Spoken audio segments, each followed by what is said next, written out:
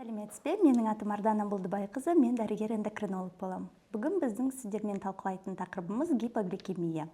Бұл тақырыпта сіздер гипогликемия дегеніміз не, оның қандай белгілері болады, не себепті туады және де гипогликемия болған кезде қалай көмек жасау керек, сол туралы толығырақ білетін боласыздар. Гипогликемия дегеніміз қандағы қанттың мөлшері, яғни глюкозаның мөлшері 3,9 миллимоль литрден төмен болуын айтамыз.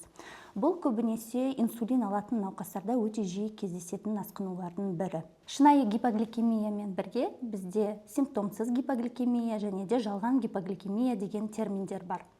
Жалған гипогликемия дегеніміз қандағы қанттың мөлшері нормада болғанымен, оған адамда гипогликемия болған сияқты симптомдардың болуы.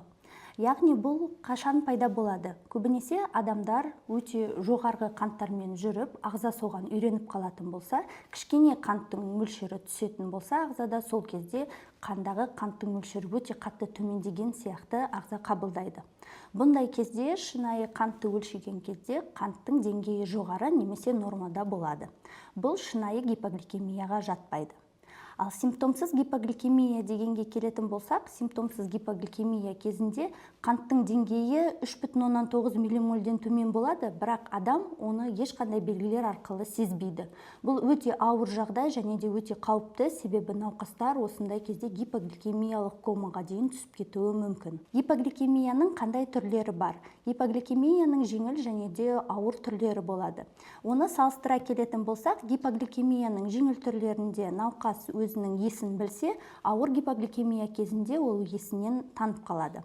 Ол кезде қандай белгілер болады? Жеңіл гипогликемия кезінде қалтырау, терлеу, аштық сезімі болатын болса, ауыр гипогликемия кезінде естің тануы, қалтырау және де құрысу, комаға дейінгі белгілер көрінеді. Гипогликемияның жеңіл түрінде пациент өзіне өзі көмек көрсете алатын болса, ауыр түрінде жедел жәрдем немесе жанындағы адамдардың көмегін қажет етеді. Гипогликемияның жеңіл түрінде біз жеңіл сіңірілетін көмірсуларды қабылдайтын болсақ, ауыр түрінде глюкагон немесе жедел жәрдемнің көмегіне жүгінуіміз қажет.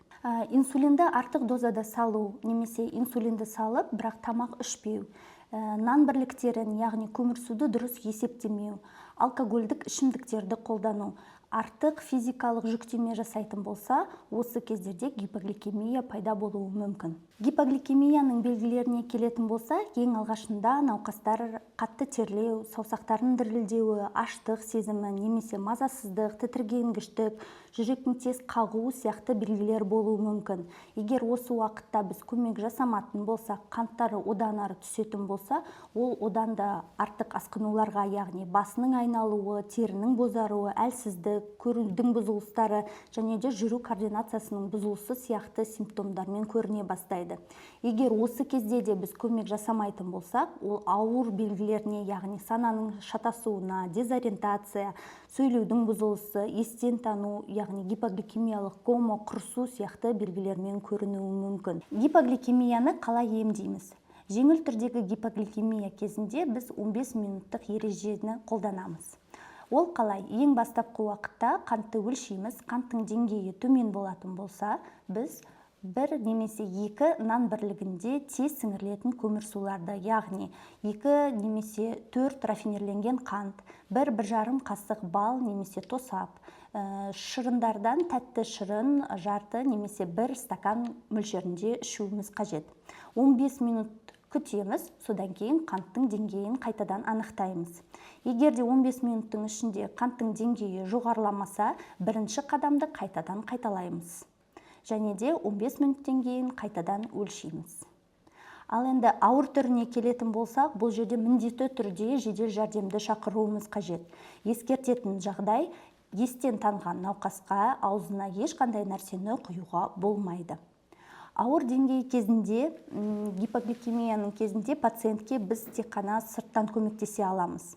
Ол үшін біз науқасты бір қырына жатқызамыз, және де егер глюкагон болатын болса, бұлшықетке глюкагонды енгіземіз. Жедел жәрдемнің келгенін күтеміз. Пациенттің жақындары нені білуі қажет? Ең бастысы гипогликемияның белгілерін анықтау керек. Глюкагонды қалай қолдану керек екендігін, және де ес-түссіз жатқан науқастың аузына ешқандай затты, суды, шырынды құймауын қажет. Қажет болатын жағдайда жедел жәрдемді шақыруы қажет. Есте сақтаңыз, гипогликемия дегеніміз қандағы қанттың мөлшері 3,9 мл/ден төмен болуы. Егер де сізде гипогликемия жиі болатын болса, өзіңізбен бірге міндетті түрде жеңіл сіңірілетін көмірсуларды, яғни бал, тәтті шырын немесе қант алып жүру керек.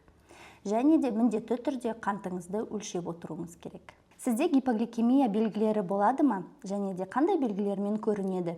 Қаншалықты жиі болады? Ол туралы ойыңызды комментарийге төменде жазып кетсеңіз болады.